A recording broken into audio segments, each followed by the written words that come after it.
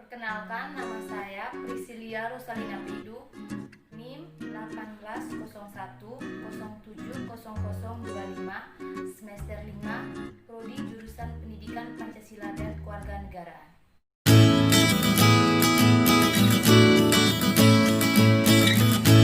Baik, saya akan menjelaskan bagaimana pluralisme yang ada di Indonesia. Sebelum kita mengetahui pluralisme yang ada di Indonesia, sebaiknya kita mengetahui terlebih dahulu pengertian dari pluralisme itu sendiri. Nah, pluralisme adalah sebuah kerangka di mana ada interaksi beberapa kelompok-kelompok yang menunjukkan rasa saling menghormati dan toleransi satu sama lain, dan mereka hidup bersama atau koeksistensi, serta membuahkan hasil tanpa adanya konflik. Pluralisme juga dapat dikatakan sebagai salah satu ciri khas masyarakat modern dan kelompok sosial yang paling penting, dan mungkin merupakan pengemudi utama kemajuan dalam ilmu pengetahuan, masyarakat, dan perkembangan ekonomi. Nah, dalam masyarakat pluralisme, kekuasaan dan penentuan kekuasaan lebih tersebar luas. Kesatuan Republik Indonesia merupakan salah satu negara terbesar atau terluas di dunia yang memiliki keadaan geografis membentang dari titik Sabang sampai titik Merauke. Berdasarkan data Departemen Dalam Negeri Republik Indonesia, pada tahun 2004, Indonesia memiliki jumlah pulau sebanyak 17.504 buah, di antaranya 7.870 pulau telah mempunyai nama dan 9.634 pulau belum mempunyai nama. Hal tersebut mau tidak mau, secara langsung atau tidak langsung berdampak pada keanekaragaman budaya yang dimiliki oleh setiap daerah. Indonesia juga terkenal sebagai negara yang memiliki kebudayaan yang bermacam-macam dan memiliki keunikan sendiri di setiap kebudayaannya. Etnosentrisme yang dimiliki setiap kelompok masyarakat terhadap kelompok masyarakat yang lainnya juga berbeda-beda menurut cara pandang atau kacamata kelompok masyarakat tersebut. Tak dapat dipungkiri, diferensiasi yang terjadi sebagai akibat kemajemukan itu telah menyebabkan terjadinya ketegangan sosial di tengah kehidupan, seperti perbedaan strata sosial, diskriminasi ras, dan perbedaan kepentingan di sektor ekonomi, politik, budaya, dan lain-lainnya. Apabila kita lihat pada lirik lagu Manisnya Negeriku itu, terdapat penggalan-penggalan kalimat itu seperti banyak suku-suku dan budaya, ada Jawa, Sumatera, sampai Papua, terus ragam umat-umat agamanya, ada Islam, ada Kristen, Hindu, Buddha, dan semua itu ada di sini tuh bersatu di Bhinneka Tunggal Ika. Nah, ini merupakan suatu realita hidup yang mau tidak mau tuh harus diterima oleh seluruh masyarakat Indonesia sebagai sebuah anugerah yang diberikan kepada kita. Maka dari itu, realita ini memunculkan Bhinneka Tunggal Ika sebagai semboyan yang dijunjung tinggi oleh Indonesia ini. Bhinneka Tunggal Ika sebagai semangat pluralisme Indonesia yang harus terus ditanam setiap individu warga negara di tengah diferensiasi sosial di berbagai lapisan masyarakat.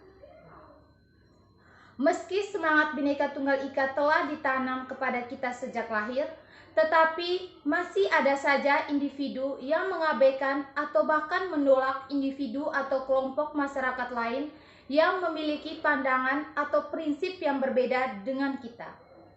Pluralisme di Indonesia masih dipandang sebelah mata oleh masyarakat Indonesia sendiri, di mana masih terjadi keributan-keributan antar etnis atau antar agama di beberapa daerah di Indonesia.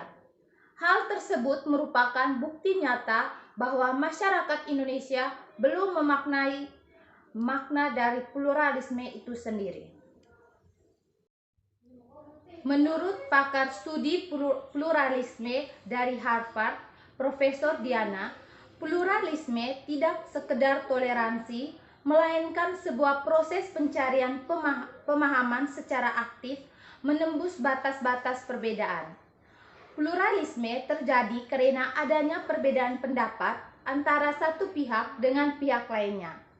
Bangsa Indonesia boleh terdiri dari berbagai suku, ras, agama, maupun adat istiadat, tetapi semangat bhinneka yang kita pegang teguh untuk saling menghargai dan menghormati keberagaman tersebut. Yang berikut contoh sisi positif dari pluralisme, yaitu 1. Perbedaan di masyarakat memberikan ruang untuk individu agar lebih bisa berkembang dengan menentukan pilihan, cara, dan tujuan hidupnya. Yang kedua, pembelajaran sikap kedewasaan, saling menghargai karena benturan perbedaan dan keanekaragaman dan nilai-nilai yang memiliki perbedaan batasan. Yang ketiga, dalam proses integrasi pluralisme memberikan dampak positif berupa pemaksimalan potensi masing-masing suku yang akan berdampak baik dan bermanfaat secara nasional. Meskipun ada sisi positifnya, pluralisme juga mempunyai contoh dari sisi negatifnya, yaitu yang pertama, rentan terhadap konflik. Nah, hal ini disebabkan karena adanya perbedaan nilai dasar budaya maupun agama.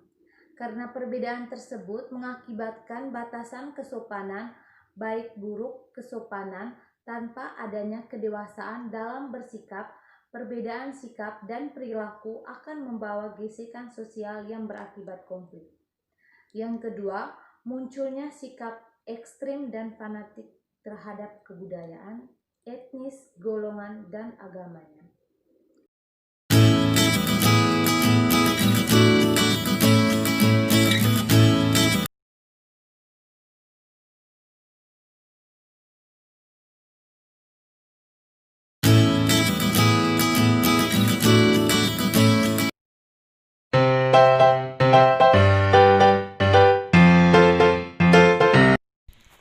Selamat siang.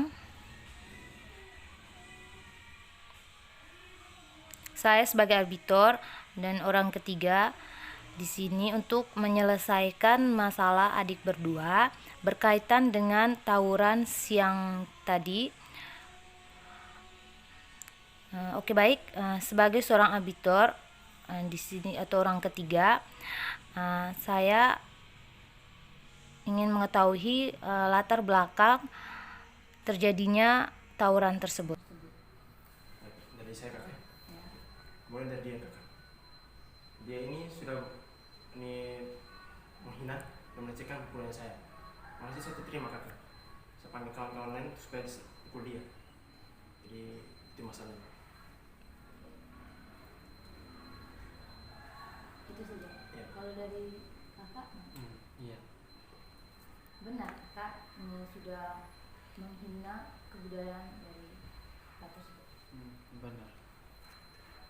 Oke, baik. Kita kan tahu bahwa negara Indonesia adalah negara yang multikultural, di mana kebudayaan kita mempunyai kebudayaan yang beraneka ragam. Tidak sepatutnya kita menghina budaya orang lain. Harus saling toleransi satu sama lain. Dan sebagai pelajar, perbuatan adik berdua ini sangatlah tidak baik karena tidak mencerminkan sebagai seorang pelajar. Nah, sikap seperti itu tuh akan membuat kalian dipandang rendah di mata masyarakat dan juga akan merugikan banyak pihak. Itu misalnya bisa merugikan masyarakat, sekolah kalian sendiri, dan yang paling penting itu yaitu akan merugikan diri kalian sendiri serta orang tua kalian akan merasa malu dengan sikap dan perilaku seperti kalian ini.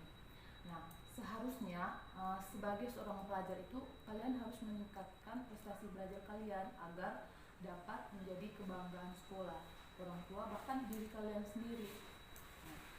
Nah, saya di sini kan sebagai auditor dan orang ketiga, jadi kalian sudah mempercayakan kepada saya untuk menangani masalah kalian ini. Jadi apapun keputusan saya itu tidak bisa diganggu oleh siapapun.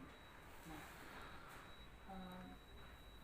melihat dari masalah kalian ini yang menimbulkan membuat kerusuhan di masyarakat dan membuat masyarakat itu merasa terganggu dengan perbuatan kalian ini, maka saya akan mengambil sebuah keputusan yang tidak merugikan salah satu pihak di sini.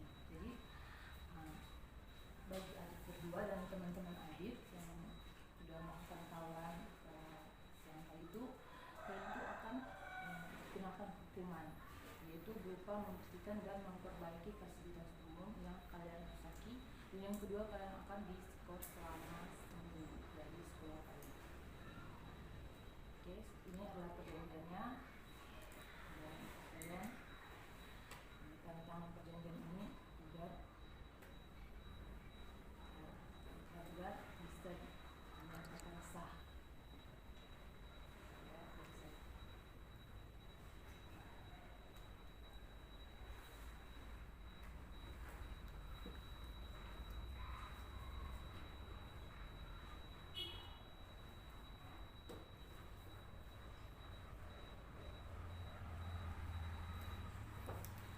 Baik, nah, sudah selesai antara kalian, sudah disemuakan. Terima kasih.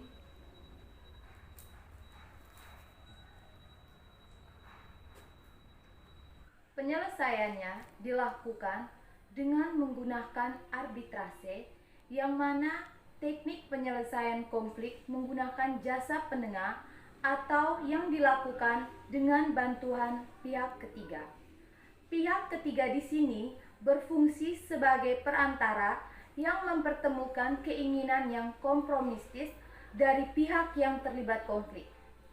Penyelesaian konflik ini dilakukan oleh penengah dengan mengambil keputusan-keputusan penyelesaian. Penyelesaian ini didasarkan atas ketentuan yang berlaku. Dalam penyelesaian ini menggunakan pendekatan dengan cara represif, yang mana usaha dari pihak yang memiliki wewenang untuk mengembalikan kepada kondisi atau keadaan semula sebelum terjadinya suatu gangguan di masyarakat. Usaha pengendalian ini seperti dilakukan dengan menjatuhkan sanksi kepada pelaku yang bersangkutan.